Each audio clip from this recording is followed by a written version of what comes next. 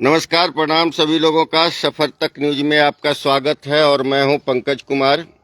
अभी सुबह सुबह जो राजनीतिक हलचल अभी है नवादा लोकसभा क्षेत्र का, उस पे चर्चा करने के लिए हम आए हैं। और हमारे साथ हैं मतदाता जागरूकता मंच नवादा के जो संयोजक संस्थापक हैं आज़ाद गीता प्रसाद शर्मा जी, जो अधिवक्ता भी हैं, किसी परिचय के मोहताज नहीं है। और हम इनसे जुड़ेंगे। और आज का जो टॉपिक हमारा है, नवादा का नेता, नवादा का बेटा, इस विषय पर हम इनसे विशेष चर्चा करेंगे। आप लोग जल्द से जल्द जुड़ें। और आपके मन में भी किसी तरह का कोई बात हो तो आप अपना कमेंट भेज सकते हैं और बता सकते हैं अपने मन की बात। तो सबसे पहले सर, स्वागत है आपका। जी, आपका भी गुड मॉर्निंग। और आपके चैनल के माध्यम से सभी दर्शक बंधुओं को गुड मॉर्निंग। सर, ये जो अभी नवादा का नेता और नवादा का बेटा, ये जो विषय निकला हुआ है नवादा लोकसभा क्षेत्र में, इस पे क्या कहना चाहेंगे? पहले प्राथमिक आपका क्या विचार है? देखिए, एक कहावत है घर का जोगी जोगड़ा आन गांव के सिद्ध। ये हमारी पुरानी कहावत चलते आ रही है जी। इसका मतलब होता है कि हमारे घर में बहुत अच्छे गुणी विद्वान बेटा हों, बैठे हों, हाँ। लेकिन जब बाहरी कोई साधारण भी आज व्यक्ति आ जाता है हाँ। तो उसके सामने हमारा घर का बेटा गौन हो जाता है। तो जैसे आपका जो ये मतलब है सर, इसमें साफ तौर पर देखा जा रहा है कि इसमें कहीं ना कहीं एनडीए को आप टारगेट कर रहे हैं। इन्हें हम किसी पार्टी को टारगेट नहीं कर रहे हैं। हमें हमारा जो टारगेट होता है वो एक अच्छी व्यवस्था कैसे निर्माण हो, एक अच्छी व्यवस्था के निर्माण के लिए किस चीज़ की जरूरत हो, घर का बेटा हो या बाहर का बेटा हो, हम एक अच्छी व्यवस्था के लिए हम प्राथमिकता देते हैं। तो मेरा कहना है कि ये प्रश्न जो है अभी उठ करके आ रहा है, या पिछले दिनों से भी उठ के आ रहा था कि नवादा का नेता नवादा का बेटा हो, तो क्या राजवल्लभ यादव नवादा का बेटा नहीं थे, जिनको कि पिछली बार नवादा लोकसभा की जनता ने नकार दिया? जी, बेटा थे, नवादा के बेटा हैं, बहुत से बेटा हैं। हाँ। और चुनाव मैदान में आते भी हैं। हाँ। लेकिन जिसमें वोट देने की बारी आती है, जनता जब बूथ पर जाती है तो उसके दिमाग में यही एक प्रश्न नहीं होता है नवादा का बेटा, नवादा का बेटा, यही मुद्दा नहीं रहता है ना। अच्छा। उसके दिमाग में बहुत से मुद्दे होते हैं। हाँ। कि हम जिस कैंडिडेट को वोट दे रहे हैं वो आगे जाके क्या करेगा। अभी जैसे लोकसभा के चुनाव है तो लोगों के दिमाग में ये बात होती है कि हम किस कैंडिडेट को वोट दें जो केंद्र में जाकर के किस पार्टी को, किस सरकार को मजबूत करेगा, किसके हाथ मजबूत करेगा। ये बात भी रहती है, ऐसी लहर भी होती है। तो वोट देने के पीछे सिर्फ नवादा का बेटा या घर का बेटा या बाहर का बेटा मुद्दा ही नहीं होता है, बल्कि इसके साथ बहुत सारे मुद्दे होते हैं। धन बल, जातीय समीकरण, घर का बेटा, बाहर का बेटा, कौन सी लहर चल रही है, राष्ट्र के लिए कौन सी सरकार जरूरी है, इस सारे मुद्दे मतदाताओं के दिमाग में बैठते हैं और तब जाकर के कंक्लूजन, निष्कर्ष निकाल करके हमारे मतदाता अपना मताधिकार का प्रयोग करते हैं। तो आपने बात किया सर लहर की, और लहर जो है अभी नरेंद्र मोदी का लहर क्लियर है, तो इसी लहर का फायदा उठा करके जो है हेलीकॉप्टर से यहाँ आते हैं उम्मीदवार, और यहाँ से चुनाव जीत कर चले जाते हैं, फिर नवादा से कोई मतलब नहीं होता है। जी, स्वाभाविक, आपने जो कहा तो बिल्कुल सही है, यही होता ही है। माने घर का बेटा, बाहर का बेटा का जो मुद्दा है उस समय गौण हो जाता है। और वही जो लहर जो की बात जो आपने कही, वही लहर कामयाब हो जाता है। हाँ। तो अभी जो सारी पार्टियां हैं, अगर बात किया जाए तो नवादा तो आ गया है आपका लोजपा के खाते में, एनडीए से। जी। और इधर इंडी गठबंधन से तो राजद का क्लियर है। जी। तो ये दोनों मुख्य पार्टियां जो हैं, ये दोनों में अगर राजद की तरफ देखा जाए तो राजद तो यहाँ का कैंडिडेट देता रहा है। जी। और लेकिन एनडीए गठबंधन से जो है नेता पैराशूट से आते हैं या हेलीकॉप्टर से आते हैं और जीत के चले जाते हैं। तो इन दोनों पार्टियों से आपका क्या कहना है कि ये दोनों पार्टियों से मुख्यतः आप ये कहना चाहेंगे कि नवादा की तरफ देखें? हम तो यही कहना चाहेंगे कि घर का बेटा हो या बाहर का बेटा हो, है ना, जी। जो सुयोग्य बेटा है, जिसमें आप देखते होंगे कि जिसमें क्षमता है, मैंने अपना सब का त्याग करके, अपना स्वार्थ का त्याग करके जनता के हित में जो काम करने के लिए तैयार हो, उसी को वोट दें। ऐसे जहां तक पार्टियों की बात है, तो पार्टियों का तो एकाधिकार हो गया है, है ना? हाँ। पार्टी का एकाधिकार हो गया, और इसी एकाधिकार का दुरुपयोग ये होता है कि जिन पार्टियों की लहर होती है, पक्ष का हो या विपक्ष का हो, वो पार्टी वाले बार्गेनिंग करते हैं कैंडिडेट से। और अब यहाँ पार्टी वाले क्या करते हैं कि कैंडिडेट्स की योग्यता को प्राथमिकता नहीं देते हैं, वो कैंडिडेट्स की धनबल की क्षमता, कुछ जगह पर दबंग की क्षमता, कि कौन कितना दबंग है, कितना वोट को प्रभावित कर सकता है, इस तरह से कैंडिडेट का चयन करते हैं। और इसके लिए कैंडिडेट्स जो धनबली हैं, वो गुप्त तरीके से पार्टी को खर्च भी देते हैं, नेताओं को खर्च देते हैं ताकि टिकट हमारे हाथ में आ जाए, और ऐसे ही लोग मने आ जाते हैं मैदान में। तो ऐसी परिस्थिति में जनता में हमारी क्या कमजोरी है कि जनता उम्मीदवारों की कार्य क्षमता, ईमानदारी, कार्यकुशलता को नहीं परखती है। उस वैसी स्थिति में वो देखती है कि नहीं, फलाने बाबू के पास तो गाड़ियों का काफिला चल रहा है, ये बड़े आदमी हैं, इन्हीं को वोट देने से फायदा होगा। यही मुख्यतः गलती होती है मतदाताओं की, और जिसके कारण गलत उम्मीदवार का चयन हो जाता है। और ये स्वाभाविक है कि जो भी उम्मीदवार चुनाव में खर्च करेगा अरबों रुपया, खरबों रुपया, करोड़ों रुपया, क्या वो पैसा कहाँ से आता है? और वो पैसा जो इन्वेस्टमेंट एक तरह से हुआ इस उम्मीदवार का, उसका वो कैसे उसका कंपेंसेट करेंगे? वो तो कंपेंसेट तभी करेंगे जीतने के बाद जो उनका फंड आता है, या अन्य तरीके से उसकी उगाही करेंगे, फिर अपना खजाना भरेंगे, तभी तो अगली चुनाव की तैयारी करेंगे। इसलिए मैं तो समझता हूं कि मतदाताओं को, चाहे घर का बेटा हो या बाहर का बेटा हो, मुद्दा तो है ही है, और होना भी चाहिए, प्राथमिकता मिलनी चाहिए। अगर घर का ही बेटा हो, ईमानदार हो, योग्य हो, कार्यकुशल हो, तो हम उसे क्यों नहीं चुनेंगे? उसे ही चुनेंगे। लेकिन अगर घर का बेटा ऐसा नहीं मिलता है, नहीं है सामने, तो हम बाहरी बेटा अगर योग्य है, उम्मीदवार है, तो हम उसको चुनेंगे। और एक बात और कहेंगे हम कि पार्टी के बंधन में भी बंधना ठीक नहीं है। पार्टी वाले तो एकाधिकार है, राजनीति में हो गया है, वे लोग पैसे के बल पर टिकट ले आते हैं पार्टियों के, जिस पार्टी की लहर होती है, वैसी पार्टियां वैसे ही उम्मीदवार को टिकट देती है जो धनबली है, बाहुबली है।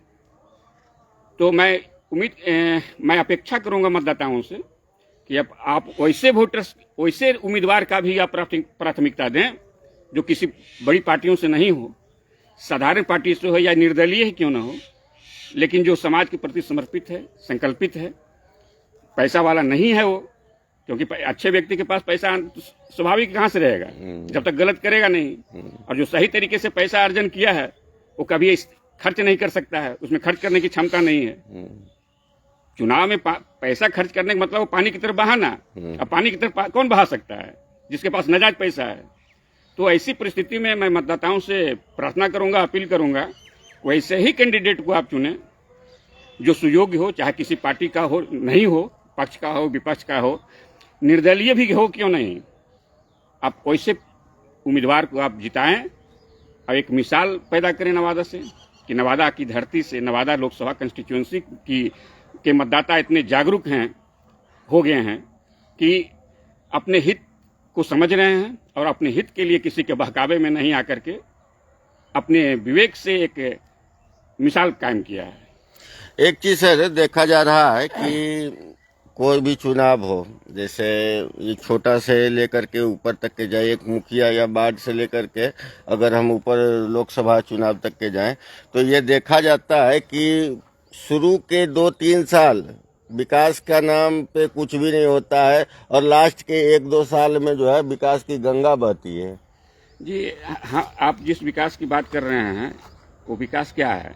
सड़कें बना देना, पुल बना देना, तो ये विकास तो का एक भाग है, एक अंश है।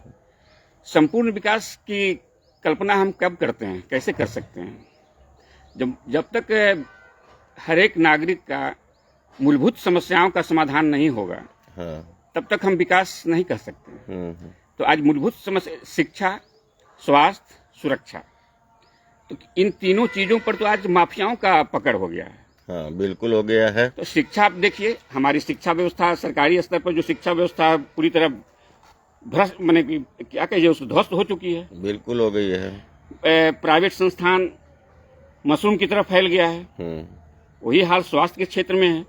सरकारी अस्पताल कोई जाना नहीं चाहता है। हर एक छोटे शहर से लेकर बड़े शहर तक बड़े बड़े प्राइवेट अस्पताल बन चुके हैं।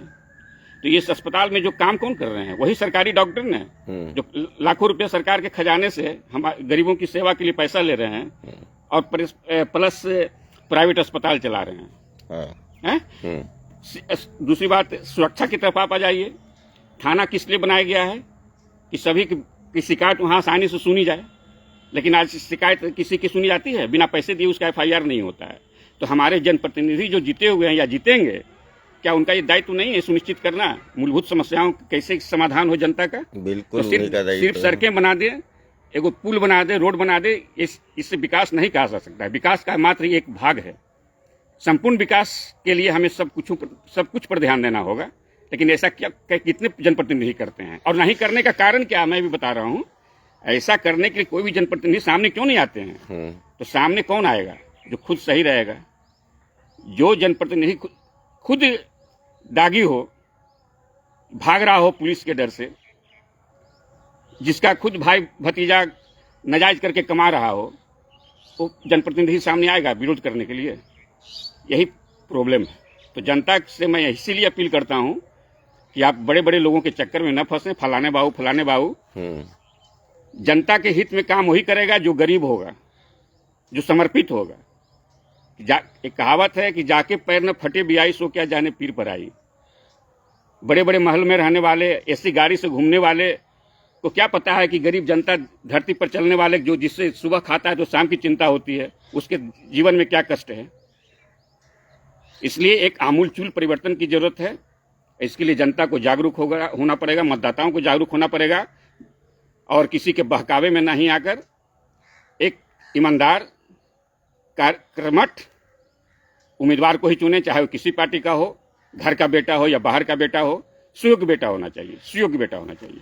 तो ये घर का बेटा मेन मुद्दा नहीं है। मेन मुद्दा है कि सुयोग्य होना चाहिए, सुयोग्य बेटा होना चाहिए। अगर घर का ही बेटा है, अयोग्य है, कुपात्र है, तो उसको चुन करके आप क्या करेंगे? बिल्कुल। मुखिया का चुनाव में क्या होता है?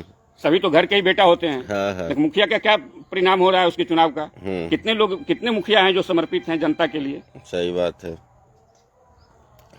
तो अभी हम चर्चा कर रहे थे घर का नेता, घर का बेटा, जो कि अभी पूरे एक माहौल बना हुआ है नवादा में। और खास करके जब से ये आपको ये नवादा लोकसभा का सीट NDA से गया है आपका चिराग पासवान के खेमे में, तो इसमें यह मुद्दा जो है पूरा गरमाया हुआ है। तो मेरा कहना इस पे है कि अगर यही मुद्दा है तो क्या राजवल्लभ यादव घर के बेटा नहीं थे? उनको क्यों नकार दिया? तो ये मेन मुद्दा घर का नेता, घर का बेटा का नहीं है। मेन मुद्दा यहाँ पे ये है कि घर का बेटा या जो भी नेता हो वो सुयोग्य होना चाहिए, तभी जाकर के नवादा की जनता का कल्याण है। नहीं तो पैराशूट से आने वाले नेता और हेलीकॉप्टर से आने वाले नेता कितने आए हैं और कितने जाएंगे, नवादा की जनता वहीं की वहीं।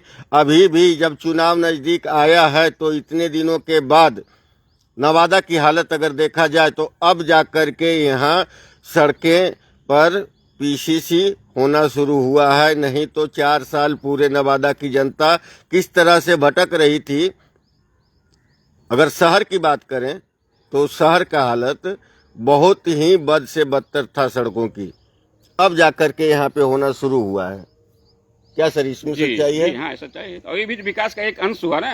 संपूर्ण विकास इसको हम नहीं कर सकते हैं। संपूर्ण विकास इसको नहीं कहा जा सकता। सड़कें और पुल पुलिया से संपूर्ण विकास नहीं होता है। अगर स्कूलों की बात करें तो स्कूलों में सिर्फ एमडीएम चोरी हो रहा है। जी, कोई शिक्षक का नहीं है वहाँ। व्यवस्था जो होनी चाहिए जो प्राइवेट स्कूल में है उसके समानांतर कम से कम सरकार सीख ले। जबकि प्राइवेट स्कूलों का जो खर्च है वो सरकारी स्कूल के बनाम 1/4 या 1/10 है। जी जी, जितना सरकारी स्कूल में खर्च है उसके बनिस्पत प्राइवेट स्कूल में बहुत कम खर्च है। सरकार अभी जो हाल फिलहाल में भी बीपीएससी के शिक्षक दिया है, पहले से भी शिक्षक कार्यरत हैं, लेकिन अगर देखा जाए तो विद्यालय में शिक्षक की उपस्थिति हाफ रहता है या 1/3 रहता है। अगर आप जाके पूछेंगे तो कोई न कोई बहाना मार देंगे, रहेंगे सब छुट्टी में लेकिन बहाना मार देंगे। नहीं है, जो इंटेंशन लोगों में होना चाहिए ना। दबाव में कितना काम करा सकते हैं। हर एक लोगों में एक इंटेंशन होना चाहिए कि हमें समाज के लिए हमें बहाली हुई है, हमारी बहाली हुई है किस लिए, बच्चों को पढ़ाने के लिए। हम सरकार से पैसा लेते हैं तो हमारा कर्तव्य बनता है कि हम अपना मैक्सिमम दे सकें बच्चों को, समाज को। जब तक ऐसी भावना विकसित नहीं होगी तब तक कुछ नहीं होने वाला है। तो आप लोग भी लोकसभा चुनाव 2024 के लिए तैयार रहिए और उसी को चुनिए, जैसा कि डॉक्टर साहब ने यहाँ पे अपील किया है आजाद गीता प्रसाद जी ने, कि जो आपके लिए, आपके हित के लिए काम करे उसी को नवादा की जनता चुने, ना कि किसी द्वारा थोपे गए उम्मीदवार को। आगे भी इनसे चर्चा करेंगे। इस वक्त के लिए इतना ही। नमस्कार, बने रहें सब।